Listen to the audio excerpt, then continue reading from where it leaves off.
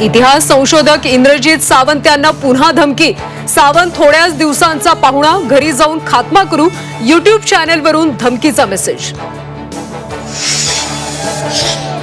मातोश्रीवर शिवसेना उद्धव बाळासाहेब ठाकरे पक्षाची बैठक सुरू। विधान परिषदेचे सर्व आमदार उपस्थित, तर दिलीप सोपल, राहुल पाटील गैरहजर। पुणे बलात्कार प्रकरणातला आरोपी दत्ता गाडेला मध्यरात्री 1:30 वाजता बेड्या। शिरूरच्या गुनाट गावातल्या शेतात लपून बसला होता नराधम।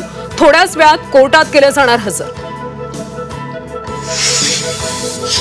राज्यात अशा घटना घडतच असतात। वस्त्रोद्योग मंत्री संजय सावकार यांचं संतापजनक विधान।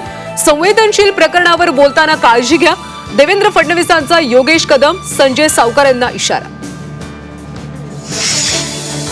शक्ती विधेयक मागे घेण्यासंदर्भातला प्रस्ताव गृह विभागाच्या वतीनं कॅबिनेट बैठकीत मांडला जाणार असल्याची सूत्रांची माहिती।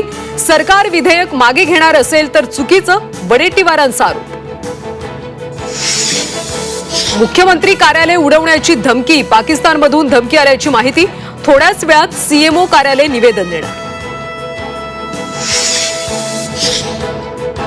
खासदार सुप्रिया सुळेंचं मुख्यमंत्र्यांना पत्र। कृष्णा आंधळेचा शोध घ्यावा, संबंधित व्यक्तींचे सीडीआर काढा, पत्राद्वारे सुळेंची मागणी। नंदुरबारच्या पुसनद इथं बोरवेलमधून 100 फुटापेक्षा उंच पाण्याचे फवारे। भूगर्भ विभागाकडून तपासणीची शेतकऱ्यांची मागणी।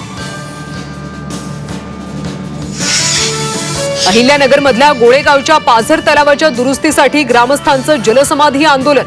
साठवण क्षमता वाढवण्यासाठी सिमेंटची भिंत बांधावी, ग्रामस्थांची मागणी।